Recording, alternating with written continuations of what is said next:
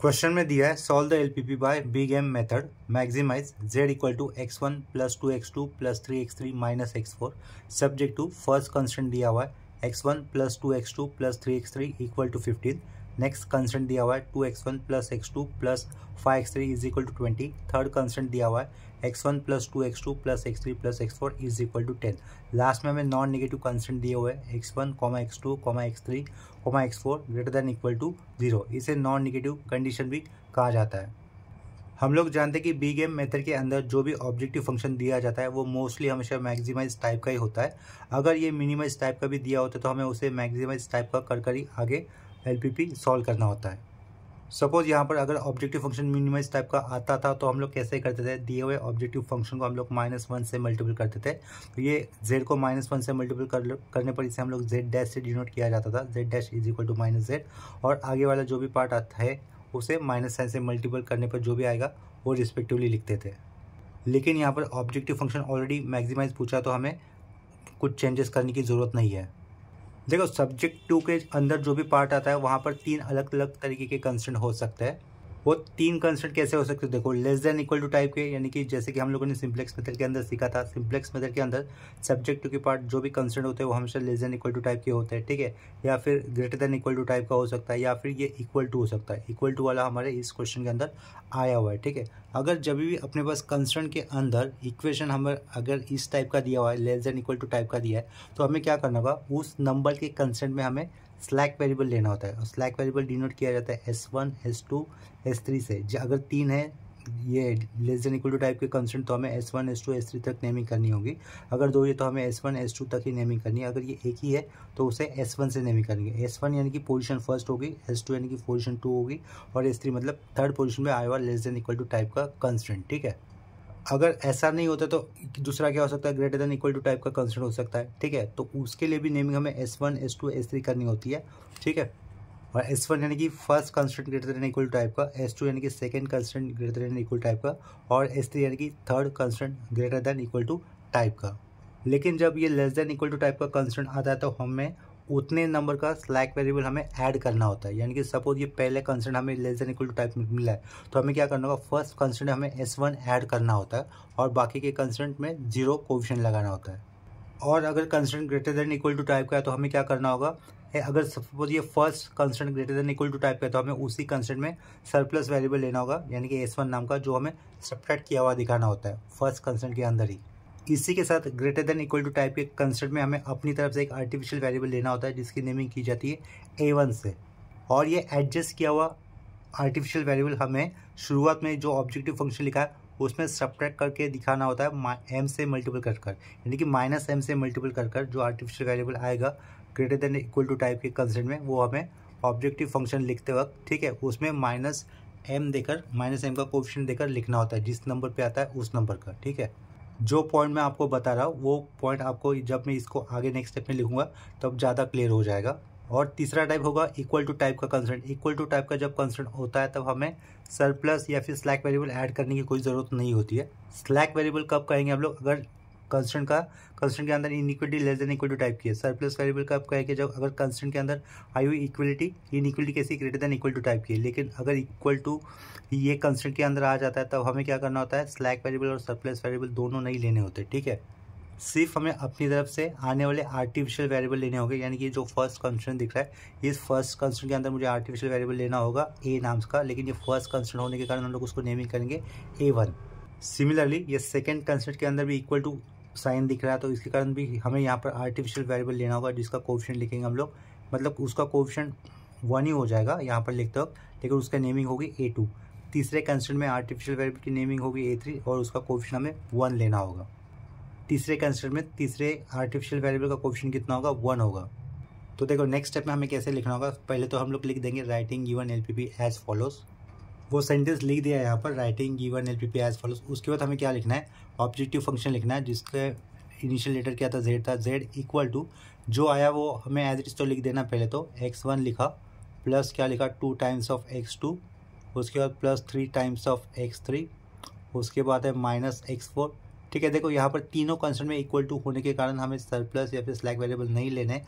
इसके कारण S1 S2 S3 का कुछ भी नेमिंग नहीं होगा। डायरेक्टली हमें क्या करना होगा, तीनों कंस्ट्रेंट इक्वल टू टाइप के होने के कारण हमें उनके हर एक के आर्टिफिशियल वेरिएबल लेने और उनका कोएफिशिएंट -m देकर इस ऑब्जेक्टिव फंक्शन में ऐड कर देना है। यानी कि -m फर्स्ट कंस्ट्रेंट का आया हुआ आर्टिफिशियल वेरिएबल a1 लिखना है, उसके बाद -m लिखना है। सेकेंड कंस्ट्रेंट का आया हुआ आर्टिफिशियल वेरिएबल a2 रहेगा, उसके बाद फिर से -m देकर थर्ड कंस्ट्रेंट से भी इक्वल टू टाइप दिख रहा है। ठीक है, तो इसके कारण थर्ड वहाँ पर से भी एक आर्टिफिशियल वेरिएबल रहेगा जिसकी नेमिंग हो गई a3। ठीक है, इक्वल टू क्या कर देंगे, अभी 0 कर देंगे, या फिर इक्वल टू नहीं लिखा तो भी चलेगा। पेज को थोड़ा ऊपर कर लेते हैं। अभी देखो फर्स्ट कंस्ट्रेंट की तरफ ध्यान दो। फर्स्ट कंस्ट्रेंट में क्या लिखा हुआ है, x1 + 2x2 + 3x3। यहाँ पर 4 वेरिएबल दिख रहे थे शुरुआत में क्वेश्चन में। इसका मतलब हमें क्या लिखना होगा, 0x4 लिखना होगा। ठीक है, तो मुझे यहाँ पर आगे क्या लिखना है, ये x1 लिखा, प्लस क्या आएगा 2 टाइम्स ऑफ x2 आएगा, प्लस 3 टाइम्स ऑफ x3 आएगा, प्लस 0x4 आएगा। ठीक है, अभी 0x4 यहाँ पर S1 S2 S3 इस तरीके के स्लैक या फिर सरप्लस वेरिएबल नहीं आएंगे। ठीक है, उनकी जगह पे क्या आएंगे, आर्टिफिशियल वेरिएबल आएंगे। तो ये फर्स्ट कंस्ट्रेंट हम लोग लिख रहे हैं, तो फर्स्ट कंस्ट्रेंट का आया हुआ आर्टिफिशियल वेरिएबल हमें कोएफिशिएंट 1 देके ऐड करके लिखना है। तो यहाँ पर क्या लिखा, प्लस क्या लिखा a1। और ये सेकेंड और थर्ड कंस्ट्रेंट का आर्टिफिशियल वेरिएबल हमें फर्स्ट में ऐड नहीं करना है, और रिस्पेक्टिव सेकंड और थर्ड में ऐड करेंगे। सेकंड का सेकंड में ऐड किया जाएगा और थर्ड का थर्ड में ऐड किया जाएगा। तो फर्स्ट में लिखते हो उनके कोएफिशिएंट हमें क्या लिखने होंगे, 0 लिखने होंगे। तो यहाँ पे क्या आएगा, 0a2 आएगा, और आगे क्या होगा, 0a3 होगा। ठीक है, और इक्वल टू में फर्स्ट कंस्टेंट में इक्वल टू के सामने क्या नंबर दिया हुआ था, 15, तो वही नंबर हमें यहाँ पर लिख देना है। ठीक है, सिमिलर काम हमें अभी नीचे सेकेंड वाले कंस्टेंट पे करना होगा। यहाँ पर देखो क्या लिखा हुआ है, 2 टाइम्स ऑफ x1, यहाँ पे 2 टाइम्स ऑफ x1 लिख देंगे, प्लस फिर से क्या लिखना है आगे, x2 लिख देना है, प्लस 5 टाइम्स ऑफ x3 होगा, 5 टाइम्स ऑफ ये x3 लिखा। x4 नहीं दिख रहा तो यहाँ पर उसका कोएफिशिएंट हम लोग 0 लिख देंगे, 0x4। ये सेकंड कंस्टेंट हम लोग लिख रहे हैं। सेकंड कंस्टेंट में क्या होगा, आर्टिफिशियल वेरिएबल a2 ऐड किया जाएगा कोएफिशिएंट 1 देकर। तो आर्टिफिशियल वेरिएबल a1 और a3 का कोएफिशिएंट कितना होगा, 0 होगा। ठीक है, तो देखो यहाँ पर प्लस a2 लिखा, और ये तीसरा वाला आर्टिफिशियल वेरिएबल 0a3 कोएफिशिएंट 0 देकर लिखना होगा। इक्वल टू कितना लिखोगे आप लोग, 20 लिखोगे। ठीक है, सिमिलर काम हमें अभी नेक्स्ट कंस्टेंट करना है, तीसरा कंस्टेंट, तीसरा और आखिरी। यहाँ पे क्या लिखूंगा मैं, x1 + 2 times of x2 + x3 + x4। ठीक है, पहले वाले कंस्टेंट का आर्टिफिशियल वेरिएबल a1 था जिसका कोएफिशिएंट यहाँ पे 0 देके लिखना है। दूसरे वाले कंस्टेंट का आर्टिफिशियल a2 था, तीसरा कंस्टेंट लिखते हो तो उसका कोएफिशिएंट हम लोग 0 लिख देंगे। अभी तीसरे वाले कंस्टेंट का आर्टिफिशियल वेरिएबल a3 आएगा जिसका कोएफिशिएंट हम लोग 1 देके यहाँ पर लिखेंगे, और सामने कितना होगा, इक्वल टू 10 हो जाएगा। ठीक है, इसे हम लोग नंबरिंग कर देते हैं। ये नंबर 1 हो गया, ये नंबर 2 हो गया, ये नंबर 3 हो गया, और ये नंबर 4 हो गया। ठीक है, नेक्स्ट स्टेप में अभी हमें क्या करना होगा, इक्वेशन नंबर 2, 3 और 4 को हमें m से मल्टीपल करना है। ठीक है, अगर इक्वेशन नंबर 2, 3, 4 रिस्पेक्टिवली m से मल्टीपल होने पर इक्वेशन नंबर 2 में क्या होगा, यहाँ पर ma1 हो जाएगा। और ये जो भी इक्वेशन नंबर 2, 3, 4 से हम लोग m से मल्टीपल करने का जो भी नया इक्वेशन होगा वो हम लोग इक्वेशन नंबर 1 में ऐड करेंगे। ठीक है, तो देखो ये -ma1 और ये प्लस ma1 मल्टीपल होने पर इसके साथ ऐड होता है तो वो कैंसिल हो जाएगा। सिमिलरली a2 यहाँ पर लिखा हुआ, ये m से मल्टीपल होगा, अगर यहाँ पे ऐड किया जाएगा 1 में तो ये -ma2 और ये प्लस ma2 कैंसिल हो जाएगा। सिमिलरली तीसरे इक्वेशन से यहाँ पर m से मल्टीपल करने पर ma3 आ जाएगा, और ये इक्वेशन पहले वाले में ऐड करने पर क्या हो जाएगा, -ma3 कैंसिल हो जाएगा। यानी कि इक्वेशन नंबर 1 में a1, a2, a3 के कोएफिशिएंट क्या हो जाएंगे, 0 हो जाएंगे एडिशन के बाद। ठीक है, तो हम लोग नीचे स्टेटमेंट लिख देंगे, multiplying equation 2, 3, 4 by m and adding to equation 1। यहाँ पर देखो नीचे स्टेटमेंट लिख दिया है, that is multiplying equation 2, 3, 4 by m and adding to equation number 1। तो ध्यान दो यहाँ पर गलती नहीं होनी चाहिए, ये m से मल्टीपल किया जाएगा x1, ये भी 2x1 m से मल्टीपल किया जाएगा, और ये भी m से मल्टीपल किया जाएगा। ठीक है, तो इनका एडिशन कितना हो जाएगा, देखो ये 1 है, ये 2 है, और ये 1 है, ये 4 टाइम्स ऑफ m हो जाएगा। ठीक है, 4 टाइम्स ऑफ m x1 इसमें हमें ऐड करना होगा। तो रिजल्ट कैसा होगा फाइनली, zx इक्वल टू ये x1 plus 4 times of m x1 लिखना है। ठीक है, आगे ध्यान दो, देखो x2 वाले कोएफिशिएंट पे ये 2 और 2 ये 1 कितना हो गया, 3 और ये 2 कितना हो गया, 5 टाइम्स ऑफ m2 हमें ऐड करना होगा इस 2x2 में। तो यहाँ पे लिख लेता हूँ, 2x2 लिखा plus 5 times of m x2 हो जाएगा। ठीक है, नेक्स्ट यहाँ पे क्या लिखा है, 3x3 लिखा हुआ है। यहाँ पर x3 दिख रहा है कि हमें यहाँ पर x3 होना चाहिए था, ये जो x4 लिखा हुआ है वहाँ पर x3 होना चाहिए था। करेक्शन कर लेता हूँ, देखो वहाँ पर करेक्शन कर दिया है। ये m से मल्टीपल होगा तो कितना होगा 3m, ये m से मल्टीपल होगा तो कितना होगा 5m, और ये m से मल्टीपल होगा तो क्या हो जाएगा सिंगल m। ठीक है, तो 5 + 3 8, 8 + 1 कितना होगा 9। यहाँ पे क्या लिखूंगा मैं 9mx3 लिखना होगा, और ये शुरुआत का ये क्या है 3x3। ठीक है, तो हम लोग यहाँ पे क्या लिखेंगे +3x3 + 9mx3 हो जाएगा। ठीक है, नेक्स्ट में अभी यहाँ पर x4 लिखा हुआ है। ठीक है, x4 यहाँ पर 0, ये 0 हो जाएगा, ये 0 हो जाएगा, यहाँ पर ये mx4 हो जाएगा। ठीक है, ये कैसा रहेगा फिर वो -x4 + mx4 हो जाएगा। ठीक है, नीचे लिखूंगा आगे। x4 के बाद हमें a1 लिखना है। देखो ये a1 a2 a3 तो कैंसिल हो जाएगा, तो उनके कोएफिशिएंट हम लोग क्या लिख देंगे सीधा सीधा 0a1 + 0a2 + 0a3 लिख देंगे। ठीक है, 0a3 लिख देंगे। इसके बाद इक्वल टू के आगे देखो यहाँ पर क्या था 15m बनता था, ये 20m बनता था, और ये कितना बनता था 10m बनता था। ये सारे नंबर इक्वल टू के आगे लिखे हुए थे, उनका एडिशन कितना हो जाएगा 15m 20m, 15 और 20 कितना हो जाएगा 15 और 20 35, 35 और ये 10 45, 45m बनेगा अगर इन सबको m से मल्टीपल किया गया तो। लेकिन वो लिखते वक्त हम लोग इक्वल टू के पीछे लेकर लिखेंगे तो क्या हो जाएगा -45m हो जाएगा। ठीक है, तो यहाँ पर मैं क्या लिख दूंगा -45m मुझे लिखना होगा। इसके बाद नेक्स्ट स्टेप पे हमें क्या करना है कॉमन बाहर निकालना है। यहाँ से देखो कॉमन क्या बाहर निकाल रहा है x1, यहाँ से x2, यहाँ से x3, वहाँ से x4। ठीक है, तो इक्वल टू के आगे ही जहाँ पर कॉमन बाहर निकाल रहा है हम लोग वो स्टेप कर देंगे। पीछे क्या लिखना था z लिखना था, z = x1 कॉमन बाहर, तो ब्रैकेट के अंदर क्या होगा 1 + 4m होगा, ब्रैकेट क्लोज। यहाँ पर क्या लिखा x1 लिखा। ठीक है, नेक्स्ट स्टेप में प्लस ब्रैकेट 2 + 5m लिखा, ब्रैकेट के बाहर क्या होगा x2 होगा, आगे प्लस लिखा, ब्रैकेट के अंदर क्या रहेगा 3 + 9m होगा, ब्रैकेट के बाहर होगा x3। ठीक है, यहाँ पर भी ये माइनस साइन बाहर निकालते तो अंदर क्या बचेगा माइनस साइन बाहर निकाला, अंदर क्या बचेगा 1 - m बचेगा। ठीक है, ब्रैकेट के बाहर क्या आएगा x4 आएगा। देखो माइनस साइन अंदर मल्टीपल करके देखो -1 × ये x4 -x4 -1 प्लस mx4 वही हो रहा है। ठीक है, आगे क्या लिखना है हमें 0a1 + 0a2 + 0a3 लिख देना है।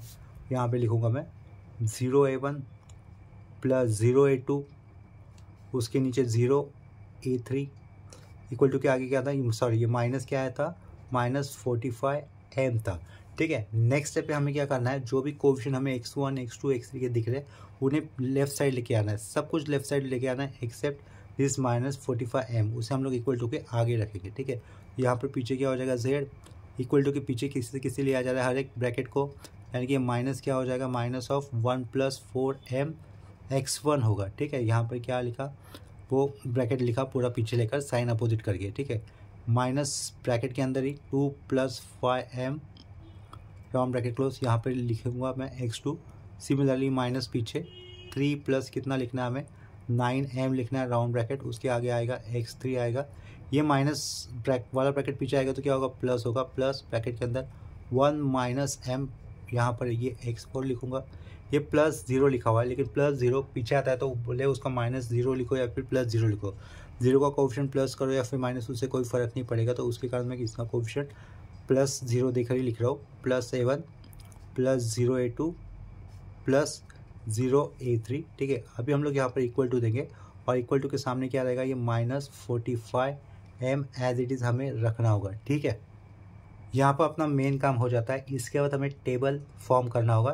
टेबल फॉर्म जब करेंगे तो हम लोग ऐसा भी लिख सकते हैं राइटिंग टेबल एज फॉलोज या फिर सिंपली सिंप्लेक्स टेबल। यहाँ पर देखो सिंप्लेक्स टेबल लिखने के बाद जो रिक्वायर्ड कॉलम की मुझे ज़रूरत पड़ेगी वो कॉलम मैंने यहाँ पर बना दिया है, ऊपर कर लेता हूँ। फर्स्ट कॉलम में लिखा हुआ है नंबर ऑफ इटरेशन या फिर इटरेशन नंबर भी आप लोग लिख सकते हो। साइड के कॉलम में लिखा हुआ है बेसिक वेरिएबल, उसके साइड के कॉलम में लिखा हुआ है कोएफिशिएंट ऑफ, हमने यहाँ पर ये वेरिएबल लिखे हुए हैं। x1 x2 x3 x4 को कहा जाता है डिसीजन वेरिएबल, और ये a1 a2 a3 कैसे आर्टिफिशियल वेरिएबल है। उसके साइड में लिखा हुआ है यहाँ पर RHS, उसके साइड में लिखा हुआ है रेशियो का कॉलम। ठीक है, इसके बाद हमें यहाँ से एक हॉरिजॉन्टल लाइन ड्रॉ कर देनी होगी।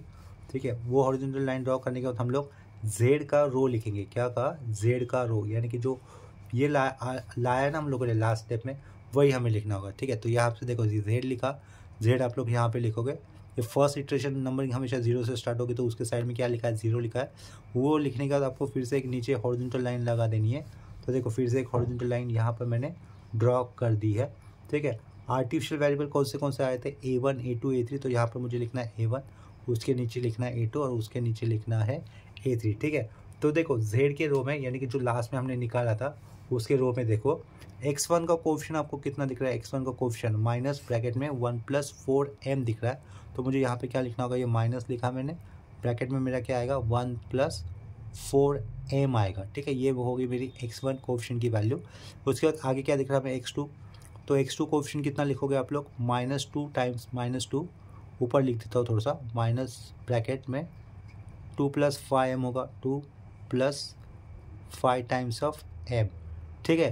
ये माइनस साइन यहाँ पर ब्रैकेट में लिखा हुआ है, ब्रैकेट के अंदर क्या लिखा हुआ 2 + 5, माइनस साइन ये वाला कंसिडर करना है आपको, ठीक है।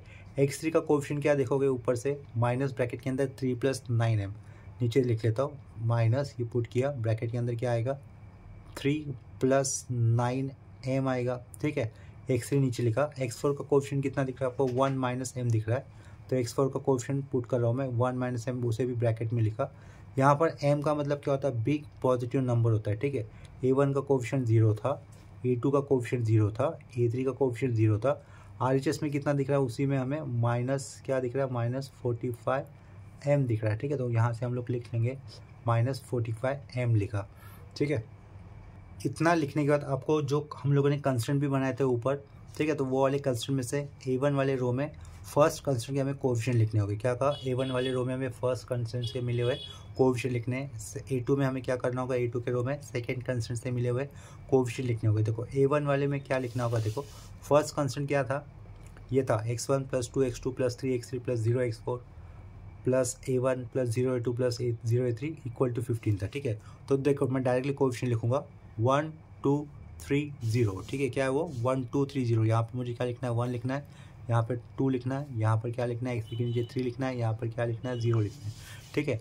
1 2 3 0 1 0 0 = 15, 1 0 0 = कितना लिखूंगा, यहाँ पर 15 लिखूंगा, ठीक है। अभी सेकेंड कंस्टेंट पे ध्यान देना। सेकेंड कंस्टेंट क्या दिख रहा है आपको, 2 1 5 0, ठीक है। तो वो पहले फिल कर देता हूँ 2 1 5 0, ठीक है। 2 1 5 0 हो गया। 2 1 5 0 के बाद क्या लिखना है आपको, 2 1 5 0 0 1 0 2 0 0 1 2 0 0 1 0 2 0, ठीक है।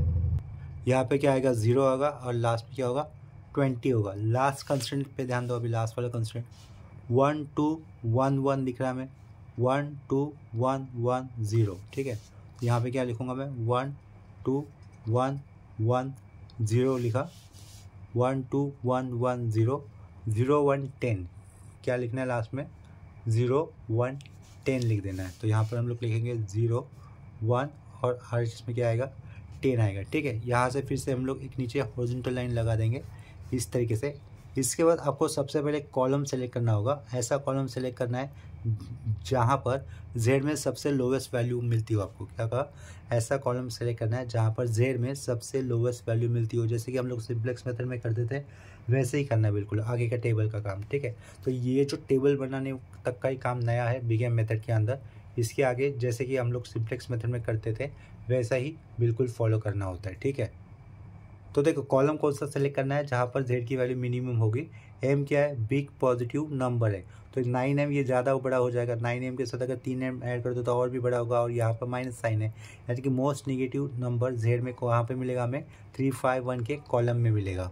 तो वहाँ से हम लोग एक कॉलम मार्क कर लेंगे। तो हमें देखो कॉलम ये इस तरीके से मार्क कर लेना होगा। उसके बाद कॉलम के अंदर जो भी एलिमेंट आए हुए हैं उन एलिमेंट से हमें RHS के अंदर जो वैल्यूज़ थी उसको डिवाइड करना होगा। इसका मतलब इस 3 से मुझे इस 15 को डिवाइड करना है, रेशियो कितना आएगा 5 आएगा, ठीक है। 20 को इस 5 से डिवाइड करना है, रेशियो आएगा मेरा 4। इस 10 को इस 1 से डिवाइड करने पर रेशियो मिलेगा मुझे 10, ठीक है। रेशियो निकालने के बाद हमें क्या करना होगा, पॉजिटिव मिनिमम रेशियो सेलेक्ट करना है। क्या कहा, पॉजिटिव मिनिमम रेशियो सेलेक्ट करना है। वहाँ से आपको लेफ्ट साइड की तरफ एक एरो लगा देना है, ठीक है। एरो लगा देना मतलब यहाँ से हम लोग कभी क्या करेंगे, एक रो मार्क करेंगे। रो देखो यहाँ से आएगा, रो किस साइड के वेरिएबल में आया हुआ है, A2 के साइड में आया हुआ है। तो रो मैं इस तरीके से मार्क कर लेता हूँ। रो को मार्क करते वक्त RHS की वैल्यू को लेना ज़रूरी नहीं है, ठीक है, लेना ही नहीं है, मतलब इधर से रो मार्क किया जाएगा इस तरीके से, ठीक है। देखो रो किस साइड के वेरिएबल में मिला, हमें A2 के साइड में मिला, तो हम लोग यहाँ से क्या करेंगे A2 लीव्स कहेंगे, क्या कहेंगे, यहाँ से A2 निकल रहा है तो A2 लीव्स बोला। और ये कॉलम किस वेरिएबल के नीचे आया हुआ दिख रहा है हमें, x3 वेरिएबल के नीचे आया हुआ दिख रहा है ना कॉलम, यहाँ से क्या कहेंगे, x3 एंटर कहेंगे। ठीक है, इतना समझा होगा। यहाँ से क्या हो रहा है, x3 इंटर क्यों, क्योंकि ये जो कॉलम है x3 वेरिएबल के नीचे मिला है, और ये जो रो मिला है, रो किस वेरिएबल के साइड में आया था, A2 वेरिएबल के साइड में आया था। तो हमें यहाँ से क्या कहना होगा, A2 लीव्स x3 इंटर। ठीक है, ये इटरेशन कब रुकाने होते हैं, अगर z के रो में सारे नंबर पॉजिटिव आते तो हमें आगे की इटरेशन करने की कोई ज़रूरत है नहीं। लेकिन फिलहाल यहाँ पर z के रो में माइनस ब्रैकेट में 3 + 9m ये सबसे लोवेस्ट नंबर था, इसी के कारण हमें आगे प्रोसीड करना होगा। ठीक है, तो नेक्स्ट इटरेशन के लिए हमें फिर से यहाँ पर सिमिलर ऊपर जैसे ही टेबल बना दे रहा होगा, तो यहाँ से एक पहले तो हॉरिजॉन्टल लाइन लगा दे रहा हूँ। ठीक है, ये हॉरिजॉन्टल लाइन बना दी, उसके नीचे हम लोग रिस्पेक्टिव कॉलम बना देंगे। ठीक है, ये पहला कॉलम किसका होगा, नंबर ऑफ इटरेशन या फिर इटरेशन नंबर के लिए। इसके बाद ये सेकेंड वाला कॉलम किसके लिए हो रहा है, बेसिक वेरिएबल। उसके बाद ये तीसरा वाला कॉलम किसके लिए हो रहा है, कोएफिशिएंट ऑफ। यहाँ पर ये RHS और RHS के आगे क्या था, रेशियो था। ठीक है, वो हम लोगों ने कॉलम बना दिए। यहाँ से फिर से मुझे एक हॉरिजॉन्टल लाइन ड्रॉ कर देनी होगी। ठीक है, तो यहाँ से इस तरीके से मैं हॉरिजॉन्टल लाइन ड्रॉ कर दे रहा हूँ। यहाँ पर हम लोग क्या लिखेंगे, z लिखेंगे, और z के साइड में क्या होगा, अभी ये फर्स्ट इटरेशन के लिए नंबर 1 लिखना होगा। देखो प्रीवियस वाले इटरेशन में कौन सा वेरिएबल निकल गया था, A2 निकल गया था, उसकी जगह पे क्या आया था, x3 आया था। तो हमें क्या लिखना है, ये z के नीचे A1 एज इट इज लिखना होगा, A1 होने के कारण।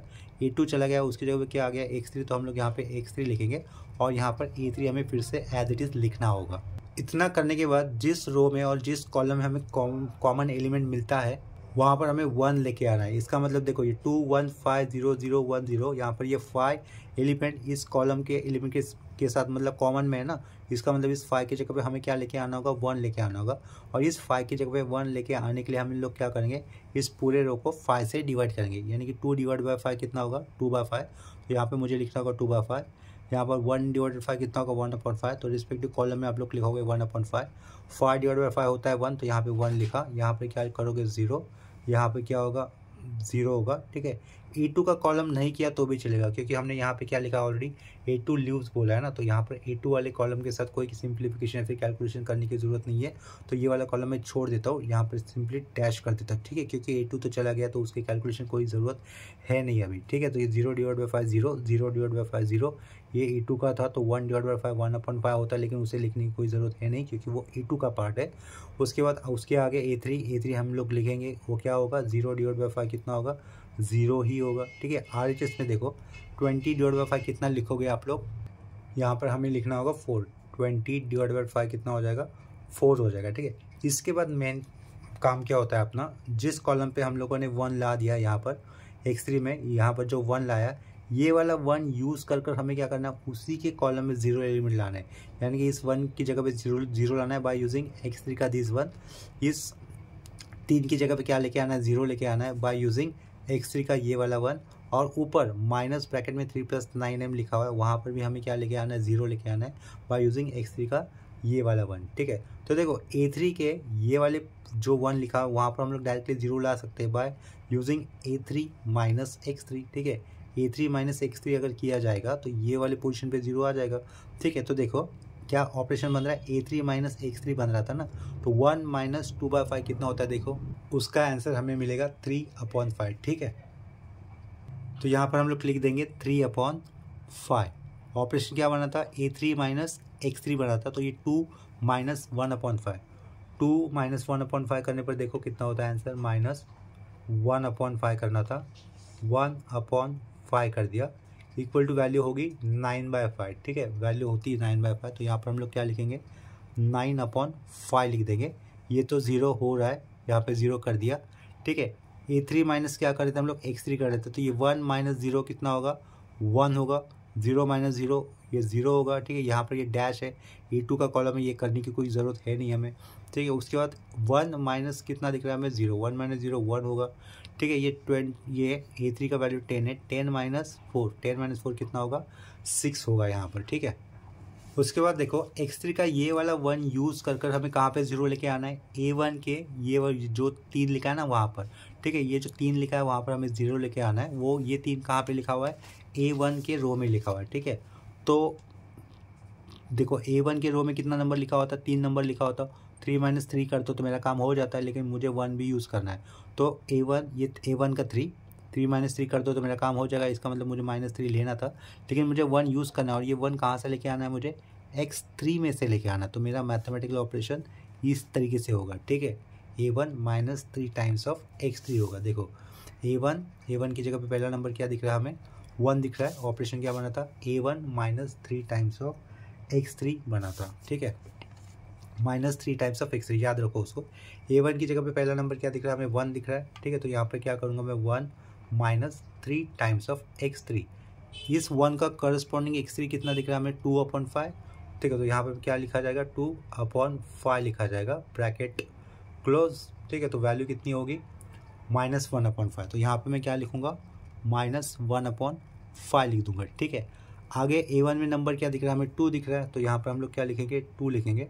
2 - 3 इंटू इस 2 का करस्पॉन्डिंग x3 कितना दिख रहा है यहाँ पर, 1/5। तो यहाँ पे क्या लिखा जाएगा, ऊपर 1/5 लिखा जाएगा। तो देखो इक्वल टू करने पर उसकी वैल्यू कितनी होगी, 7/5। तो हम लोग यहाँ पे क्या लिख देंगे, 7/5 लिख देंगे। ये तो डायरेक्टली 0 बन ही रहा है, ठीक है। आगे A1 में नंबर क्या दिख रहा है हमें, 0। तो A1 में मुझे नंबर देना है 0। 0 - 3 टाइम्स ऑफ इस 0 का करस्पॉन्डिंग x3 कितना है, उसका करस्पॉन्डिंग x3 वैल्यू 0 ही है। तो यहाँ पे क्या आएगा, सिर्फ 0 ही लिखूंगा मैं, ठीक है। नेक्स्ट देखो, नेक्स्ट में क्या करना है हमें, इस A1 के 0 के आगे के A1 है ना, 1 - 3 करना होगा, ठीक है। ये कैलसी लाता हूँ, 1 - 3 इंटू इस 1 का करस्पॉन्डिंग x3 वैल्यू कितनी है, इस 1 की करस्पॉन्डिंग x3 वैल्यू 0 ही है। तो क्या रहेगा, यहाँ पर सिर्फ 1 रहेगा, आगे वाला करने की कोई ज़रूरत है नहीं, ठीक है। इस 1 के आगे ये वाला 0, इस 0 पे करस्पॉन्डिंग x3 वैल्यू कितनी है, 0 है। तो वो कितना होगा, 0 ही होगा, ठीक है। यहाँ पे डैश कर देता हूँ, ये कितना होगा, 0 ही होगा, ठीक है।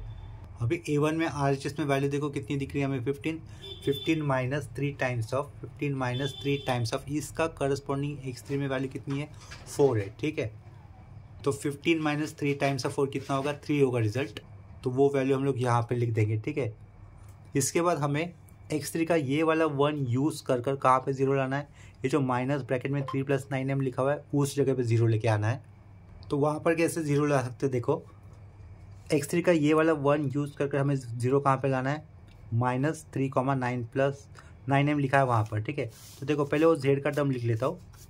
z का टर्म क्या लिखा हुआ है वहाँ पर, माइनस ब्रैकेट में 3 + 9m लिखा हुआ है, ठीक है। यहाँ पर 0 लाना है, तो वो क्या कर सकता हूँ, इसी में मैं क्या ऐड करूँगा, 3 + 9m ऐड करूँगा ब्रैकेट के अंदर ही, ठीक है। तो मेरा काम हो जाएगा, यानी कि मुझे 0 मिल जाएगा। इसका मतलब z में मुझे क्या ऐड करना होगा, ब्रैकेट में 3 + 9m लिखकर ये वाला टर्म ऐड करना है। यूज़ तो मुझे क्या करना है, 1 यूज़ करना है, ठीक है।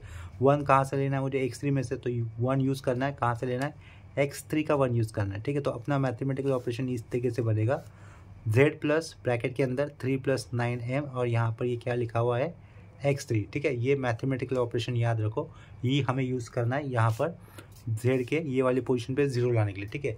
तो बाय दिस, मतलब दिस, अभी क्या बोलते हैं उसको, दिस ऑपरेशन हमें यहाँ पर डायरेक्टली 0 मिल रहा है, तो वो डायरेक्टली मैं यहाँ पर 0 लिख लेता हूँ, ठीक है। अभी z में फर्स्ट नंबर क्या लिखा हुआ दिख रहा है आपको, माइनस ब्रैकेट में 1 + 4m, ठीक है। तो वो लिख देता हूँ मैं, माइनस ब्रैकेट में 1 + 4m लिखा। ये हम लोगों ने z की जगह पे क्या लिखा, प्लस हम लोग एडिशनली क्या लिख रहे थे, ब्रैकेट के अंदर 3 + 9m लिख रहे थे, 3 + 9m लिख रहे थे, और करस्पॉन्डिंग x3, ठीक है। तो देखो करस्पॉन्डिंग x3 वैल्यू कितनी है यहाँ पर, 2/5 है, ठीक है। पेज को थोड़ा सा नीचे कर देता हूँ। करस्पॉन्डिंग वैल्यू कितनी है x3 में, 2/5, ठीक है। देखो फिर से बताता हूँ, माइनस ब्रैकेट 3 + 9m, इस पोजीशन की जगह पे हमें लाना है 0 बाय यूजिंग x3 का दिस वाला 1। तो ऑपरेशन कैसे बनता था, minus bracket 3 + 9m plus bracket में 3 + 9m is equal to x3, ठीक है, जो यहाँ पर मैंने बताया था, z प्लस ब्रैकेट में 3 + 9m इंटू x3। अभी हम लोग ये सेम ऑपरेशन जो ब्रैकेट के अंदर लिखा हुआ है वही सेम ऑपरेशन यूज़ करके हम लोग कहाँ पे चेंजेस कर रहे थे, z का ये जो पहला नंबर दिख रहा है ना x1 के नीचे, वहाँ पर क्या लिखा हुआ है, माइनस ब्रैकेट के अंदर 1 + 4m, वो लिखा था माइनस ब्रैकेट के अंदर 1 + 4m, प्लस ये हम लोग एक्स्ट्रा ले रहे थे अपनी तरफ से, ब्रैकेट के अंदर क्या लिखा है, 3 + 9m, साइड में x3 लिखना था। तो माइनस ब्रैकेट 1 + 4m के लिए करस्पॉन्डिंग x3 वैल्यू कितनी है यहाँ पर देखो, 2/5 है ना। तो वही हम लोग यहाँ पर लिख रहे थे अभी साइड में, कितना होगा वो, 2/5 5 हो जाएगा। ठीक है, तो ब्रैकेट ओपन होने पर ये क्या होगा, -1 -4m होगा, -1 -4m हो गया ये। ठीक है, 3 और ये कितना है 2/5, तो ये कितना बनेगा, ये 6/5 बनेगा, प्लस 9 2 18m/5 बनेगा। ठीक है, तो इसका सिंप्लीफिकेशन कर लेते हैं अभी। तो देखो यहाँ पर -1 + 6/5 करने पर वैल्यू होगी 1/5, और ये -4m + 18/5m करने पर वैल्यू होगी -2m/5। ठीक है, तो उसको हम लोग साथ में लिख सकते हैं कैसे, यहाँ पर ये फर्स्ट कॉलम में 1 - 2m अपॉन में क्या कर दिया 5 लिख दिया। ठीक है, 1 - 2m अपॉन में 5 लिख दिया।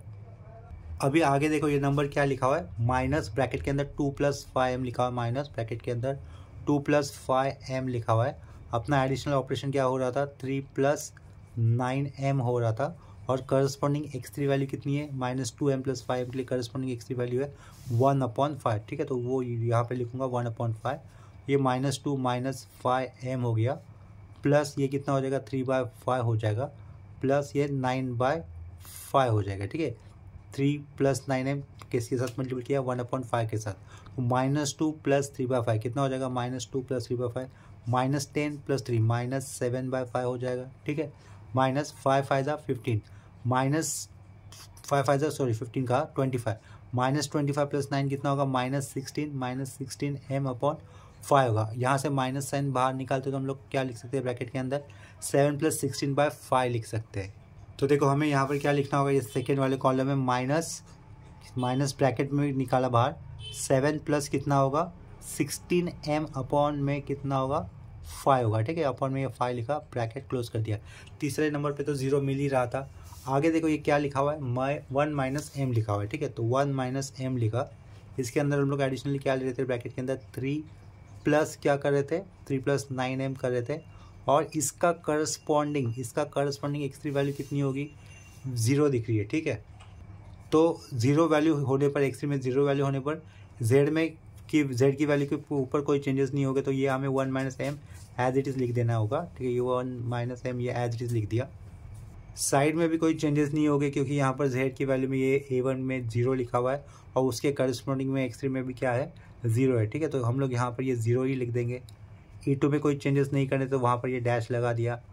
a3 में मतलब देखो ये z में ये वाला a3 में क्या है, कोएफिशिएंट 0 है, 0, और इस 0 का करस्पॉन्डिंग x3 कितना है 0, तो यहाँ पर भी क्या होगा 0 ही होगा। ठीक है, अभी z में ये लास्ट में नंबर क्या लिखा हुआ है, -45m लिखा हुआ है, तो वहाँ पे मैं क्या करूँगा, -45m ये z की जगह पे आएगा, ऐसा कर देता हूँ, -45m किसकी जगह पे आया, z की जगह पे आया। हम लोग ऑपरेशन क्या ले रहे थे, 3 + 9m ले रहे थे, और करस्पॉन्डिंग क्या x3 वैल्यू, तो RHS में करस्पॉन्डिंग x3 वैल्यू कितनी दिख रही है हमें, यहाँ पर 4 दिख रही है, तो साइड में क्या करना था, मुझे यहाँ पर 4 करना चाहिए था। ठीक है, तो देखो ये -45m लिखा, 4 चीज़ा कितना हो जाएगा 12 हो जाएगा, 4 9 36। ठीक है, 36m लिखा, तो उसका आंसर कितना हो जाएगा 12 - 9m होगा। उसका आंसर कितना होगा 12 - 9m। यहाँ पर क्या लिखेंगे हम लोग, 12 - 9m हो जाएगा। ठीक है, देखो इटरेशन कहाँ पे रुकाना होता है, जब अगर z के रो में नेगेटिव नंबर नहीं आता तब हमें इटरेशन नंबर रुकाना होता है। ठीक है, आगे के इटरेशन में नहीं जाना होता है, या फिर अगर z के रो में सारे नंबर पॉजिटिव आते तो हमें आगे के इटरेशन नहीं करने होते। या लेकिन यहाँ पे ध्यान दो, m का मतलब होता है बिग पॉजिटिव नंबर। अगर ये बिग पॉजिटिव नंबर 16 से मल्टीपल होगा, उसमें 7 ऐड करूँगा, अपॉन 5 करूँगा, और यहाँ पे माइनस साइन है, तो ये निगेटिव ही होगा ना, और ये मोस्ट निगेटिव नंबर आएगा। यानी कि हम लोगों को कॉलम यहाँ से मार्क करना होगा। कॉलम कहाँ पे मार्क करना होता है, जहाँ पर z के रो में सबसे लोवेस्ट वैल्यू होती है, वहीं से हमें एक कॉलम मार्क करना होता है। ठीक है, तो हम लोग कॉलम यहाँ से मार्क कर लेंगे, यहाँ पर लोवेस्ट वैल्यू दिख रही है ना z की, इसके कारण। ठीक है, तो कॉलम मार्क कर दिया। कॉलम मार्क करने के बाद फिर से वही प्रोसीजर जैसे कि हम लोगों ने पहले के इटरेशन में की थी, क्या 7/5 से मुझे किसे डिवाइड करना है, अभी इस 3 को डिवाइड करना होगा। ठीक है, तो 3 को अगर हम लोग 7/5 से डिवाइड करेंगे तो रिजल्ट कितना होगा 15/7 होगा। यहाँ पर 15/7 लिख दिया। इस 4 को मुझे डिवाइड करना है 1/5 से, रिजल्ट कितना होगा 20, तो यहाँ पर मुझे 20 लिख दिया। इस 6 को मुझे डिवाइड करना है 9/5 से, तो रिजल्ट देखो, रिजल्ट हमें मिलेगा 10/3। ठीक है, तो यहाँ पर मैं क्या लिख दूंगा 10/3 लिख दूंगा। रेशियो का कॉलम बनाने के बाद आपको देखो कौन सा रेशियो मार्क करना होगा, पॉजिटिव वैल्यू और सबसे लोवेस्ट वैल्यू। ठीक है, तो 10/3 कितना होगा, 3.33 समथिंग होगा। 15/7 डेफिनेटली लेस देन 3.33 होगा। इसका मतलब हमें यहाँ से लेफ्ट साइड की तरफ एक एरो मार्क करना होगा। जहाँ पर हम लोग लेफ्ट साइड की तरफ एरो मार्क कर रहे हैं वहीं से हमें क्या लेना है, एक रो मार्क कर लेना होगा। यानी कि हम लोग इस तरीके से रो मार्क कर सकते हैं। ठीक है, तो देखो ये फर्स्ट वैल्यू क्या है, रो के अंदर -1/5, सेकेंड वैल्यू है 7/5, उसके आगे 0 0 1 ये डैश किया हुआ है और लास्ट में 0 लिखा हुआ है। ठीक है, RHS की वैल्यू को कंसिडर करने की कोई ज़रूरत नहीं है, नहीं किया तो भी चलेगा, यानी कि करना ही नहीं होता है बोल रहा हूँ मैं। ठीक है, तो यहाँ से मैंने रो को मार्क कर लिया, रो को डार्क कर लेता हूँ। ठीक है, ये डार्क कर लेता हूँ रो को। इसके बाद ये जो रो बना है किस वेरिएबल के साइड में बना हुआ दिख रहा है हमें, ये रो हमें A1 वेरिएबल के साइड में बना हुआ दिख रहा है। तो हम लोग यहाँ से क्या कह देंगे, A1 लीव्स कहेंगे। और ये जो कॉलम बना है किस वेरिएबल के नीचे आया हुआ है, देखो ये कॉलम है ना, ये कॉलम फर्स्ट इटरेशन में x2 वेरिएबल के नीचे आया हुआ है। इसका मतलब हमें यहाँ से क्या कहना है, x2 एंटर कहना है, कॉलम आया वहाँ पर इसके कारण। और क्या कहोगे, ये जो A1 लीव्स कहोगे, क्या कहोगे, A1 लीव्स, क्योंकि A1 के साइड में हमें क्या मिला है, रो मिला है ना। हमें क्या करना है, कहना है यहाँ से A1 लीव्स कहना है। तो यहाँ पर मैं क्या लिखूँगा, A1 लीव्स लिखूँगा और x2 एंटर कहूँगा। यहाँ पे क्या कहा, x2 एंटर कह दिया। ठीक है, पेज को ठीक कर लेते हैं, ये पेज को ठीक कर लेता हूँ। समझो ये बड़ा समझ आ रहा है थोड़ा सा। फर्स्ट इटरेशन पे सेम कंसेप्ट से हमें अभी आगे और इटरेशन बढ़ाने होंगे, कंसेप्ट सेम होगी। यहाँ से देखो नीचे एक मैं हॉरिजॉन्टल लाइन लगा दूंगा यहाँ से। ठीक है, ये हॉरिजॉन्टल लाइन लगा दी, इसके नीचे थोड़ा सा गैप देकर फिर से मुझे टेबल आगे बढ़ाना होगा। ठीक है, अभी ये पहले वाले इटरेशन की कोई ज़रूरत नहीं है, अभी हम लोग सिर्फ फर्स्ट इटरेशन को ही देखना है, हमें ध्यान देना है। ठीक है, तो देखो यहाँ से फिर से मैंने एक हॉरिजॉन्टल लाइन ड्रॉ कर दी थी। इसके बाद फिर से थोड़ा सा गैप देकर, थोड़ा सा गैप दे दिया मैंने, ये चलो ये गैप हो गया अपना। इसके बाद कॉलम को एक्सटेंड कर लेते हैं। यहाँ पे देखो आगे टेबल मैंने ड्रॉ कर दिया, एक्सटेंड कर दिया है। उसके नीचे देखो Z लिखा, साइड में सेकेंड इटरेशन सेकेंड नंबर किया हुआ है। ठीक है, A1 लीव्स हो रहा है, देखो ये जो रो है A1 साइड के आया हुआ है, साइड में आया हुआ, तो A1 चला जा रहा है, उसकी जगह पे क्या आ रहा है, x2। तो हम लोग ये A1 हटाकर क्या लिखेंगे, उसकी जगह पे x2 लिख देंगे। नीचे का x3 एज इट इज़ रहेगा और उसके नीचे का E3 भी एज इट इज़ रहेगा। ठीक है, देखो ये जो रो दिख रहा है आपको, रो के अंदर के एलिमेंट्स क्या है, -1/5, 7/5, 0 0 1 और लास्ट में 0, उसके आगे 3। ठीक है, और कॉलम के एलिमेंट्स क्या है, 7/5, 1/5, 9/5। तो जो रो और कॉलम के बीच में का कॉमन एलिमेंट है वहाँ पे आपको लेके आना है 1। ठीक है, क्या कहा, इस रो में और इस कॉलम में जो कॉमन एलिमेंट आपको दिख रहा है उस जगह पे आप क्या लेके आओगे, 1 लेके आओगे। तो वहाँ पर 1 लेके आने के लिए हमें क्या करना होगा, इस पूरे रो को किससे मल्टीपल करना है, हमें 5/7 से मल्टीपल कर देना है। तो 5/7 से मल्टीपल करने पर क्या चेंजेस हो जाएंगे वो लिख लेते हैं। देखो -1/5 अगर 5/7 से मल्टीपल किया जाएगा तो क्या रहेगा, वहाँ पर -1/7 रहेगा। तो यहाँ पे लिखना है मुझे -1/7। 7/5 5/7 से मल्टीपल होगा तो यहाँ पे क्या हो जाएगा, 1 हो जाएगा। ठीक है, 0 अगर 5 किसी से भी मल्टीपल होता है तो 0 ही होगा। 0 किसी से भी मल्टीपल होता है तो कितना होगा, 0 ही होगा। ठीक है, यहाँ पर 0 लिख लेता हूँ, कॉलम के नीचे आना चाहिए, 0 लिख लेता हूँ। ठीक है, ये देखो ये 1 है, 1 को किससे मल्टीपल करना है हमें, 5/7 से। लेकिन ये A1 कॉलम का हिस्सा था, ऊपर देखो ये A1 कॉलम का हिस्सा था, तो ये 1 को हमें मल्टीपल करने की कोई ज़रूरत है नहीं। तो वहाँ पर हम लोग सिंपली क्या कर देंगे, डैश लगा देंगे। ठीक है, तो यहाँ पर क्या कर दिया, ये डैश लिखा। A2 भी तो ऑलरेडी चला गया था, देखो यहाँ पर ये A2 का कॉलम है, A2 भी ऑलरेडी चला गया था, तो उसका भी कैलकुलेशन नहीं करना हमें, तो इसके यहाँ पर भी हम लोग एक डैश लगा देंगे। ठीक है, आगे ये वाले नंबर पे हम लोग काम करेंगे। इसको किससे मल्टीपल किया जाएगा, 5/7 से। तो इसको 5/7 से मल्टीपल करने पर रिजल्ट कितना होगा, 0 ही होगा। ठीक है, RHS की ये वाली वैल्यू पे ध्यान दो, वैल्यू लिखी हुई 3, इसको अगर हम लोग मल्टीपल करेंगे 5/7 से तो कितना हो जाएगा, 15/7 हो जाएगा। तो यहाँ पे मैं लिख लेता हूँ 15/7 लिखा। ठीक है, पेज को थोड़ा सा ऊपर कर लेते हैं। इसके बाद देखो x2 में जहाँ पर हम लोगों ने 1 ला दिया है वही वाला 1 यूज़ कर हमें उसके ऊपर के कॉलम में सब जगह पे 0 लेके आना है। ठीक है, जैसे कि इससे पहले हमने किया था। देखो फिर से पॉइंट रिपीट करूँगा, क्या कहा मैंने, x2 में जहाँ पर हम लोगों ने 1 ला दिया है, ये वाले पोजीशन पे 1 ला दिया, यही वाले पोजीशन का 1 यूज़ कर हमें क्या करना है, उसी के कॉलम में 0 लाना है। ठीक है, तो देखो x3 में ये नंबर क्या लिखा है, 1/5। 1/5 की जगह पे 0 लाने के लिए मुझे क्या करना होगा, -1/5 करना होगा। ठीक है, और साथ में 1 यूज़ करना है कहाँ का, ये वाले x2 का। तो ऑपरेशन कैसे बनेगा अपने पास, x3 - 1/5 देखो x3 माइनस 1/5 और साइड में हमें ये x2 का वो वाला 1 यूज़ करना था, ठीक है। क्रॉस चेक कर लो इसे, देखो ये x3 का 1/5 यहाँ पर लाना है 0, तो 1/5 माइनस 1/5 काम होगा, लेकिन क्या कर यूज़ करना है 1 कहाँ का, x2 का यूज़ करना है, तो इसके कारण साइड में क्या लिखा, x2 लिखा। तो अपना मैथमेटिकल ऑपरेशन ये हो जाएगा, ठीक है। याद रखो mathematical operation x3 minus 1/5 times of x2, ठीक है। x3 minus 1/5 times of x2, तो x3 में सबसे पहला नंबर क्या दिख रहा है आपको, 2/5, ठीक है। तो 2/5 माइनस 1/5 हमें करना होगा, 2/5 माइनस 1/5 होगा 1/5 इंटू करस्पॉन्डिंग x2, ठीक है। तो इस करस्पॉन्डिंग x2 वैल्यू कितनी है, हमें क्या दिख रही है, -1/7, तो इंटू क्या करूँगा, -1/7, तो रिजल्ट कितना होता है देखो 3/7। तो यहाँ पे हमें क्या लिखना होगा, 3/7 लिखना है पहले तो, ठीक है। ये 3/7 लिख दिया, साइड में तो ये 0 ही हो रहा है, तो उसे हम लोग डायरेक्टली 0 लिख देंगे, ठीक है। इसके बाद नेक्स्ट नंबर क्या लिखा हुआ है यहाँ पर, x3 में 1 लिखा हुआ है, ठीक है। तो ये x3 का नंबर मुझे लिखना होगा 1, x3 का नंबर लिखा 1 माइनस 1/5 करना था, ठीक है, इंटू करस्पॉन्डिंग, इस 1 का करस्पॉन्डिंग x2 वैल्यू कितनी है, 0, ठीक है। तो राइट साइड में 0 होगा, तो फाइनल आंसर कितना होगा, यहाँ पर 1 ही होगा, ठीक है। नेक्स्ट स्टेप में x3 के आगे वैल्यू कितनी दिख रही है हमें, ये 0 दिख रही है, 0 माइनस 1/5 करस्पॉन्डिंग x3 वैल्यू कितनी, 0, तो वो क्या हो जाएगी, 0 ही हो जाएगी, ठीक है।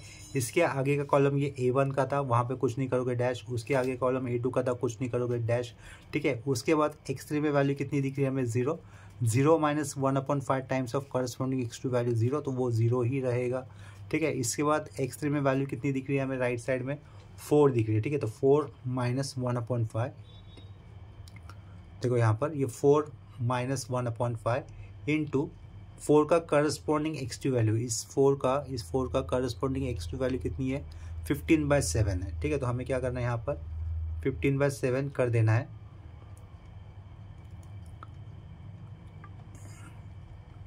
15/7, तो देखो कितना होता है उसका रिजल्ट 25/7 आता है, तो उसे हम लोग लिख लेंगे इधर 25/7 लिख दिया, ठीक है। अभी x2 का ये वाला 1 यूज़ कर हमें 0 कहाँ पे लाना है, इस 9/5 की जगह पे, ठीक है। और 9/5 कहाँ पे लिखा हुआ है, a3 की रो में लिखा हुआ है, ठीक है। तो देखो 9/5 की जगह पे हमें लेके आना है 0, तो 9/5 माइनस 9/5 करने से मेरा काम हो जाएगा, यूज़ क्या करना है 1 यूज़ करना है, कहाँ का, x2 का। और ये 9/5 कहाँ पे लिखा होता है, a3 में, तो a3 माइनस 9/5, और ये 1 कहाँ का ले रहा था, मैं x2 का ले रहा था, ठीक है। तो ये होगा अपना मैथमेटिकल ऑपरेशन, ठीक है, रो को परफॉर्म करने के लिए, a3 के रो को परफॉर्म करने के लिए, a3 माइनस 9/5 x2, क्या कहा, a3 माइनस 9/5 x2, ठीक है। वो वाला ऑपरेशन परफॉर्म करने से यहाँ पे तो डायरेक्टली 0 हो रहा है, तो वो पहले लिख लेते हैं, ठीक है। अभी a3 में नंबर क्या लिखा हुआ है, 3/5, ठीक है। तो वो a3 का पहले नंबर लिख लेता हूँ 3/5, माइनस क्या करना था, 9/5 हमें करना था, माइनस 9/5 किया, इनटू करस्पॉन्डिंग क्या, इस 3/5 का करस्पॉन्डिंग x2 वैल्यू कितनी है, -1/7 है, माइनस इंटू माइनस 1/7, तो वैल्यू कितनी होगी देखो 6/7 होगी, ठीक है। तो यहाँ पर हम लोग क्या लिखेंगे 6/7, उसके आगे का काम ऑलरेडी कर दिया था। a3 में वैल्यू 0 है, ठीक है। तो यहाँ पर क्या लिखूँगा मैं 0 कर दूंगा, 0 माइनस 9/5 ऑपरेशन में बनाया था हम लोगों ने, 0 माइनस 9/5 करस्पॉन्डिंग x2 वैल्यू 0 ही है, तो यहाँ पे क्या होगा 0 ही होगा, ठीक है। यहाँ पे 1 माइनस 9/5 करस्पॉन्डिंग x2 वैल्यू 0, तो ये कितना होगा 1 होगा। ये a1 का कॉलम में नहीं आएगा, ये a2 का कॉलम में नहीं आएगा, इधर ध्यान दो, ये 1 लिखा हुआ है, 1 माइनस 9/5 करस्पॉन्डिंग वैल्यू 0, तो यहाँ पे कितना होगा 1 होगा, ठीक है।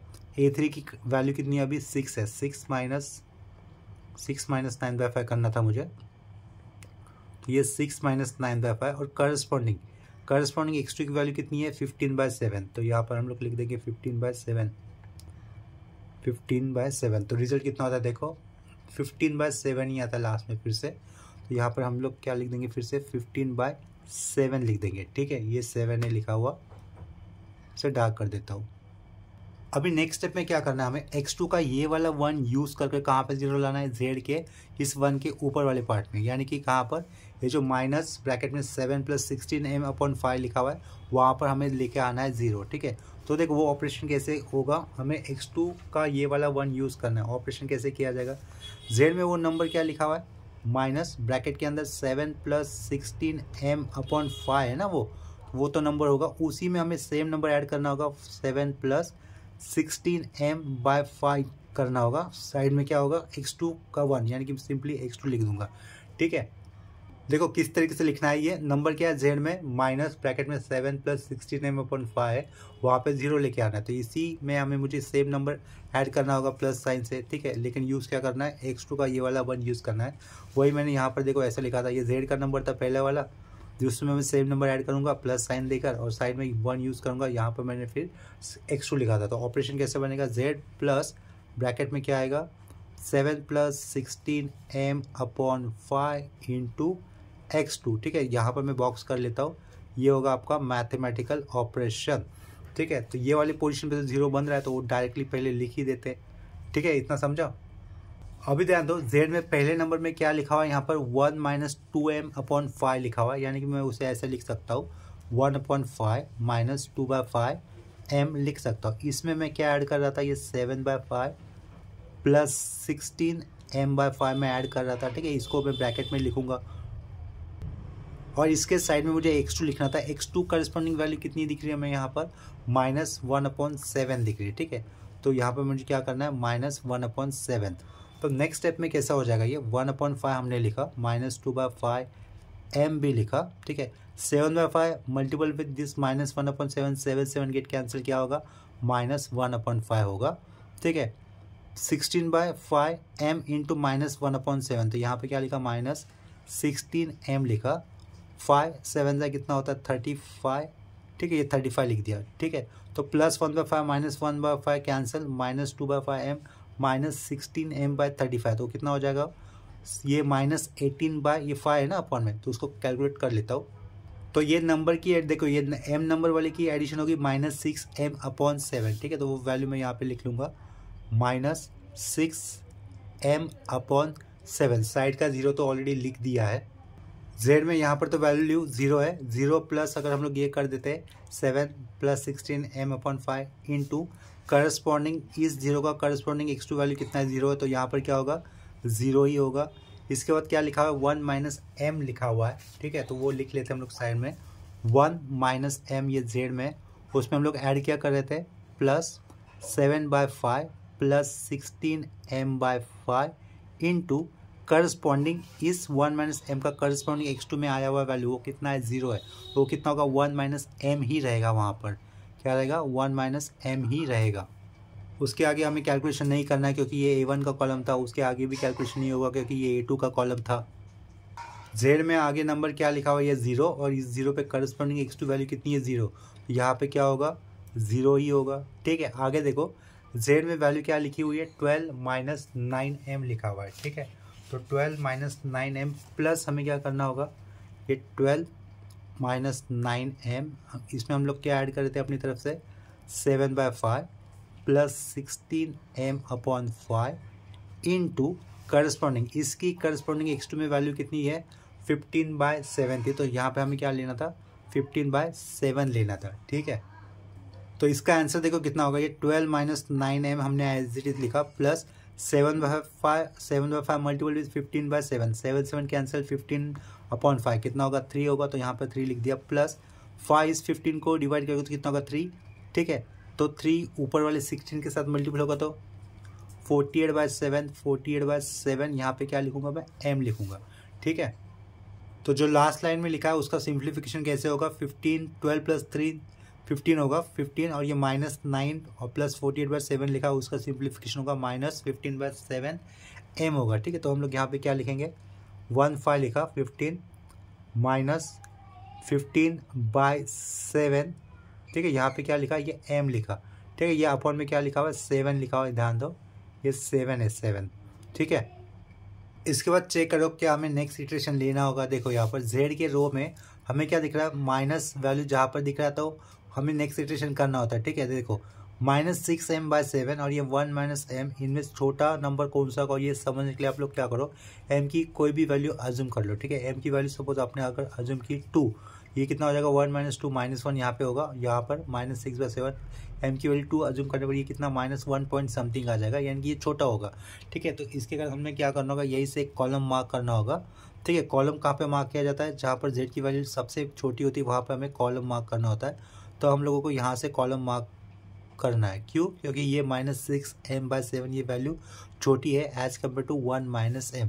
तो यहाँ से हम लोगों ने ये कॉलम मार्क कर दिया है। ठीक है, कॉलम मार्क करने के बाद आपको क्या करना होता है, कॉलम के अंदर आए हुए हर एक एलिमेंट से RHS में जो भी वैल्यू आई है उसको डिवाइड करना होता है। ठीक है, तो 15/7 को अगर मैं -1/7 से डिवाइड करूँगा तो ये 7 कैंसिल, यहाँ पे क्या होगा -15 ये रेशियो होगा। 25/7 को अगर मैं 3/7 से डिवाइड करता हूँ तो ये कितना होगा 25/3 आ जाएगा रेशियो। ठीक है, ये 15/7 लिखा होता, 15/7 को अगर मैं 6/7 से डिवाइड करूँगा तो कितना हो जाएगा, ये 7 कैंसिल 15/6, यानी कि हम लोग 3 का टेबल अप्लाई करते हैं तो हम आगे रिजल्ट लिख सकते हैं 5/2। ठीक है, इसके आगे हमें रो मार्क करना होता है। रो मार्क करते वक्त हमें रेशियो के कॉलम में ऐसा नंबर देखना है जो कि पॉजिटिव हो और सबसे छोटा हो। ऐसा नंबर हमें ये 5/2 दिख रहा है। ठीक है, तो हम लोग वही से क्या कर देंगे, एक रो लगा देंगे। तो रो इस तरीके से मार्क किया जाएगा। ठीक है, दिख रहा है आपको रो किस साइड के वेरिएबल में आया हुआ दिख रहा है हमें। रो मार्क करते वक्त RHS की वैल्यू को लेना ज़रूरी नहीं है, नहीं भी लिया तो भी चलेगा। ठीक है, तो यहाँ पर मैंने रो मार्क कर दिया है। रो किस वेरिएबल के साइड में आया हुआ दिख रहा है हमें A3, तो यहाँ से हम लोग क्या कहेंगे A3 लीव्स कहेंगे। और ये जो कॉलम है किस वेरिएबल के नीचे आया हुआ दिख रहा है, X1 वेरिएबल के, पहला वाला X1 ही था ना, तो हम लोग यहाँ से क्या कहेंगे A3 लीव्स कहेंगे। A3 क्या कहा, लीव्स, और क्या कहेंगे X1 एंटर कह देंगे। ठीक है, देखो यहाँ पर लिखा हुआ है A3 लीव्स और ये X1 एंटर। इस रो को मैं थोड़ा सा डार्क कर देता हूँ। इसके बाद हमें सिमिलर कॉलम बोल रहा हूँ, सिमिलर टेबल फिर से ड्रॉ करना होगा। ठीक है, तो यहाँ से एक हॉरिजॉन्टल लाइन ड्रॉ कर दी, एक्सटेंड बड़ी कर दी, उसके नीचे भी एक लाइन का गैप देकर हम लोग फिर से टेबल ड्रॉ कर देते हैं। देखो आगे टेबल एक्सटेंड कर दिया था, थोड़ा सा गैप देने के बाद फिर से एक नेक्स्ट लाइन में मुझे एक हॉरिजॉन्टल लाइन ड्रॉ करनी होगी। इसके बाद मुझे क्या लिखना है, Z लिखना है यहाँ पर बेसिक वेरिएबल में, और उसके साइड में क्या लिखूंगा, थर्ड इटरेशन का 3 लिखा। ठीक है, देखो यहाँ से ये X2 तो रहेगा नीचे, X2 लिखना है एज इट इज़, X3 भी लिखना है एज इट इज़। इसका बाद अभी ये A3 चला गया है, A3 जाने के बाद उसकी जगह पे क्या आ रहा है S1, तो यहाँ पर हम लोग लिखेंगे X1 लिख देंगे। ठीक है, और X1 में जहाँ पर हमें मतलब जो रो जो कॉलम मिला था A3 में मिला था ना, तो ये 6/7 की जगह पे हमें क्या लेके आना है, 1 लेके आना है। 6/7 की जगह पे 1 लेके आने के लिए हमें क्या करना होगा, इस रो को किससे मल्टीपल करना होगा, 7/6 से। ठीक है, तो मैं क्या कर दे रहा हूँ, इस रो को 7/6 से मल्टीपल कर देता हूँ, तो यहाँ पे वैल्यू क्या होगी, 1 हो जाएगी। ठीक है, ये 0 0, यहाँ पर ये 0 आएगा, यहाँ पर ये 0 आएगा, यहाँ पर ये क्या हो जाएगा 7/6 हो जाएगा। तीसरा रो ये A3 कॉलम चला गया था, ये तीसरा A3 कॉलम का पार्ट है, तो यहाँ पर हमें कैलकुलेशन नहीं करना है, सिंपली हम लोग क्या लिख देंगे, डैश डैश डैश लगा देंगे। ठीक है, ऊपर RHS में जहाँ पर 15/7 लिखा हुआ है वहाँ पर हम लोग किससे मल्टीपल कर रहे हैं, 7/6 से मल्टीपल करेंगे तो वैल्यू क्या हो जाएगी, 5/2 हो जाएगी। तो यहाँ पर हम लोग लिख देंगे 5/2। ठीक है, इसके बाद सेम कंसेप्ट हमें अप्लाई करनी होगी। X1 इस रो के अंदर जहाँ पर हम लोगों ने 1 लाया है वही वाला 1 यूज़ कर हमें ऊपर के कॉलम में हर जगह पे 0 लेके आना है। ठीक है, X3 के रो में देखो, X3 के रो में ये नंबर क्या लिखा हुआ है, 3/7। क्या कह रहा हूँ मैं, X3 के रो में ये नंबर क्या लिखा हुआ है, 3/7। इस 3/7 की जगह पे हमें लेके आना है 0, तो ये 3/7 की जगह पे 0 लेके आने के लिए मुझे -3/7 करना होगा, और 1 तो यूज़ करना ही है। 1 कहाँ से यूज़ करेंगे हम लोग, X1 के रो में से यूज़ करेंगे, और ये 3/7 कहाँ का था, ये X3 का था। ठीक है, तो अपने पास मैथमेटिकल ऑपरेशन इस तरीके से बनेगा, याद रखना, X3 - 3/7 टाइम्स ऑफ X1। क्या कहा, X3 - 3/7 टाइम्स ऑफ X1 होगा। ठीक है, तो वो ऑपरेशन यूज़ करने पर यहाँ पर तो 0 होगा। ठीक है, तो वो पहले मैंने डायरेक्टली लिख दिया, उसके साइड में हम लोग करस्पॉन्डिंग चेंजेस कर देंगे। ठीक है, तो ये वैल्यू क्या हो रही है, 0 0 माइनस क्या किया जाएगा, 3/7 टाइम्स ऑफ X1 किया जाएगा। करस्पॉन्डिंग X1 वैल्यू क्या है, 0 ये, तो यहाँ पर क्या होगा, 0 ही होगा। ठीक है, आगे ध्यान दो, ये 1 है, करस्पॉन्डिंग X1 वैल्यू 0, तो यहाँ पे क्या होगा, 1 ही होगा। ठीक है, X3 में नेक्स्ट नंबर में लिखा हुआ यहाँ पर 0 0 माइनस ऑपरेशन क्या था, 3/7 टाइम्स ऑफ X1। ठीक है, तो 0 - 3/7 टाइम्स ऑफ दिस 7/6, तो वैल्यू कितनी होगी, -1/2 होगी। ये A1 नहीं लिखना, ये A2 नहीं लिखना, ये A3 नहीं लिखना था। डायरेक्टली हम लोग कभी RHS वाले नंबर के ऊपर काम करेंगे। ये नंबर क्या दिख रहा है हमें 25/7 दिख रहा है, तो कैलसिस से 25/7 लिख लेता हूँ। 25/7 किया, ठीक है। माइनस क्या करना था, 3/5 करना था, -3/5 करना था इनटू करस्पॉन्डिंग x1, ठीक है। इसका करस्पॉन्डिंग x1 वैल्यू कितना दिख रहा है हमें 5/2, तो इंटू क्या करूँगा मैं 5/2 करूँगा, तो वैल्यू देखो कितनी बनती है 29/14, ठीक है। तो यहाँ पर मुझे क्या लिखना होगा 29/14 लिख देना है, ठीक है। यहाँ पर कैलकुलेशन मिस्टेक हो गया, देखो यहाँ पर x3 में ये वैल्यू क्या लिखी हुई थी 25/7 ही लिखी हुई है ना। यहाँ पे ऑपरेशन में 3/7 लिखा हुआ था, तो हम लोग -3/7 करना चाहिए था। यहाँ पर देखो गलती से मैंने 5 पुट किया था, तो उधर में 3/7 पुट करना चाहिए, ठीक है। डेटा भी सही जाना चाहिए कैलसी को, तो करेक्ट कर दिया। तो रिजल्ट कितना हो रहा है 5/2 हो रहा है, ठीक है। ये 29/14 नहीं होगा, वहाँ पे क्या होगा 5/2 होगा, तो ये कैंसिल कर देता हूँ, ठीक है। उसके जगह पे क्या लिखना है मुझे 5/2 लिखना है, तो ये 5/2 मैंने साइड में लिखा, समझा आपको। गलती से यहाँ पर इस 7 की जगह पे मैंने 5 पुट किया था। 27/5 -3/7 इंटू 5/2 करने पर रिजल्ट कितना होगा 5/2 होगा, ठीक है। ये 5/2 लिखा हुआ है। इसके बाद x1 का ये वाला 1 यूज़ कर हमें कहाँ पे 0 लाना है, यहाँ पे 0 लेके आना है, तो ठीक है डायरेक्टली 0 लिख लेता हूँ मैं। वो कैसे किया जाएगा, x2 में वैल्यू क्या लिखी हुई है -1/7 प्लस 1/7 करेंगे तो काम हो जाएगा, लेकिन यूज़ क्या करना है x1 का ये वाला 1 यूज़ करना है, ठीक है। ये देखो जहाँ पे पेन दिख रहा है ना, तो मैथमेटिकल ऑपरेशन अपना कैसे बनेगा, देखो x2 में x2 का कितना लिखा हुआ है -1/7 प्लस 1/7 करता हो तो मेरा काम हो जाएगा, यानी कि प्लस 1/7 करना ही है। यूज़ क्या करना है 1, और ये 1 कहाँ से लेना हमें x1 में से लेना है, तो अपना मैथमेटिकल ऑपरेशन ये बनेगा जो बॉक्स में लिखा हो x2 + 1/7 x1, ठीक है। वो करने से यहाँ पे 0 बनता है, तो पहले ही कर दिया है। x2 में आगे नंबर है 1, ठीक है, तो ये 1 और इसका करस्पॉन्डिंग x1 में वैल्यू है 0, तो यहाँ पे कितना होगा 1 ही होगा। यहाँ पर नेक्स्ट नंबर है 0, x1 में करस्पॉन्डिंग वैल्यू है 0, तो ये कितना होगा 0 ही रहेगा। यहाँ पर नेक्स्ट नंबर है 0 और x1 में नेक्स्ट वैल्यू क्या है 7/6 है, ठीक है। तो यहाँ पर हमें चेंजेस करने होंगे कुछ, तो x2 का अभी वैल्यू कितना है 0 प्लस कितना करना था हमें 1/7 इंटू, ठीक है, इंटू करस्पॉन्डिंग x1 का वैल्यू जो कितना दिख रहा है यहाँ पर 7/6 दिख रहा है, तो इंटू क्या करेंगे 7/6, 1/6 हो जाएगा, वो 1/6 हम लोग यहाँ पर लिख देंगे, ठीक है। इसके बाद ये A1 का नहीं लिखना था, A2 का नहीं लिखना था, A3 का भी नहीं लिखना था। RHS वाला वैल्यू देखो, अभी x2 के RHS में क्या नंबर दिख रहा है आपको 15/7 दिख रहा है, ये 15/7 लिख देंगे हम लोग, 15/7 लिखा, ठीक है। माइनस क्या कर रहे थे हम लोग प्लस 1/7 कर रहे थे, तो ये प्लस 1/7 हमें करना था, प्लस 1/7 किया इनटू इसका करस्पॉन्डिंग क्या लेना हमें, इसका करस्पॉन्डिंग x1 का वैल्यू कितना दिख रहा है यहाँ पर लास्ट में 5/2 दिख रहा है, तो ठीक है। तो इंटू क्या करूँगा 5/2 कर दूंगा, रिजल्ट देखो कितना बनता है 5/2 ही होता है, ठीक है। तो हम लोग यहाँ पर रिजल्ट क्या लिख देंगे 5/2 ही लिख देंगे। अभी क्या करना है नेक्स्ट स्टेप में सेम कंसेप्ट से आपको ये x1 का ये वाला 1 यूज़ कर कहाँ पे 0 लाना है, इस z के -6m/7 लिखा है वहाँ पर, ठीक है। तो ऑपरेशन क्या होगा -6m/7 लिखा, तो हम लोग सिंपली उसमें क्या कर देंगे 6m + 7 ये ऐड कर देंगे, तो यहाँ पर ये 0 हो जाएगा, ठीक है। 0 में क्या ऐड करना हमें plus 6m/7 times of this corresponding x1 का वैल्यू जो 0 है, तो यहाँ पे 0 होगा। यहाँ पे क्या ऐड किया जाएगा plus 6m/7 corresponding x1 value 0 है, तो यहाँ पे क्या होगा 0 होगा। 1 - m में क्या ऐड करना है हमें, देखो 1 - m में हमें क्या करना ऐड था 1 - m में plus 6m/7 into corresponding x2 value, इसकी करस्पॉन्डिंग x2 वैल्यू कितनी है 7/6 है, तो ठीक है। तो देखो यहाँ पर क्या करूँगा मैं 7/6 कर दूंगा, तो ये क्या दिख रहा है 6 कैंसिल 7 कैंसिल प्लस से -m कैंसिल, कितना होगा रिजल्ट 1 होगा, तो 1 हम लोग यहाँ पर लिख देंगे, ठीक है। आगे का ये नहीं लिखना है, A1 नहीं लिखना है, A2 नहीं लिखना है, A3 नहीं लिखना है, डायरेक्टली अभी Z की वैल्यू लिखेंगे।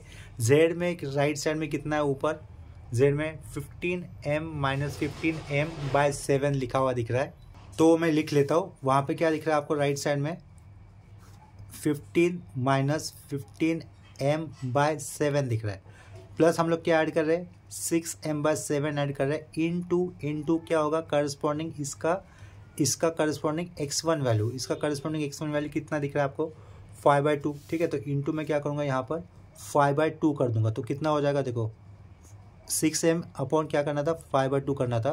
तो ऑपरेशन कैसे होगा 16 माइनस ये 15m था बाय 7 था प्लस 6m अपॉन 7 5/2। ठीक है, तो ये सब कुछ कैंसिल होकर क्या बचेगा आपके पास सिर्फ 15 बचेगा। देखो 6m बाय 7 5/2 था ना, तो ये 2 6 को डिवाइड करेगा 3 होगा, 15 3 15 5 3 15 15 और बाय 7 ये प्लस माइनस कैंसिल, रिजल्ट कितना होगा 15। तो यहाँ से क्या होगा वैल्यू सिर्फ 15 बचेगा। ठीक है, वो लिख दिया है। अभी देखो जेड के रो में कहीं पर भी आपको निगेटिव नंबर मिला है क्या? क्या कहा? जेड के रो में कहीं पर भी आपको निगेटिव नंबर दिख रहा है? नहीं दिख रहा है। इसका मतलब अपना काम यहीं पे हो गया। ठीक है, आगे के इटरेशन पे हमें नहीं जाना है। यही से हमें x1 x2 x3 की वैल्यू मिल जाएगी। x4 की वैल्यू नहीं मिली है तो उसे हम लोग 0 कंसिडर करेंगे। ठीक है,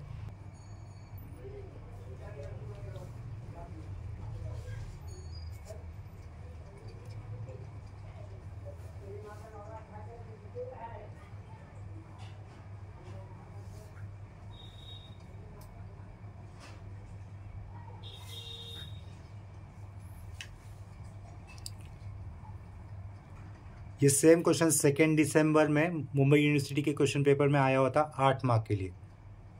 इटरेशन ज़्यादा होने के कारण ये सब लेंदी हो गया, लेकिन इसका कंसेप्ट बहुत सिंपल है। बिग एम मेथड ईजी होता है। सिर्फ आपको शुरुआत में टेबल बनाते आना चाहिए। एक बार टेबल बनाने का काम हो गया तो टेबल बनाने का काम बिल्कुल भी सिंप्लेक्स मेथड जैसा ही होता है। ठीक है, सिंप्लेक्स मेथड और बिग एम मेथड में सिर्फ शुरुआत में थोड़ा सा डिफरेंस है। ठीक है, इक्वेशन फॉर्म करते वक्त एक बार इक्वेशन फॉर्म करने का हो गया काम आपका ठीक से, तो टेबल के आगे जो प्रोसीड करना होता है टेबल बनाने के बाद वो दोनों केस में बिल्कुल एक जैसा ही होगा। तो अभी के लिए इस प्रॉब्लम के साथ हम लोग ये लेक्चर यहीं पे स्टॉप करते हैं। आप लोग किस कॉलेज से और कहाँ से हो या फिर किस यूनिवर्सिटी से, ये आप लोग मुझे इन्फॉर्म कर सकते हो। ठीक है, कोई डाउट रहेगा तो कमेंट सेक्शन में इन्फॉर्म कर देना। अगर लेक्चर आपको हेल्पफुल लग रहा हो तो इसको आप लोग अपने फ्रेंड के साथ शेयर कर दो। ठीक है, तो मिलते हैं नेक्स्ट लेक्चर में, तब तक के लिए बाय एंड टेक केयर।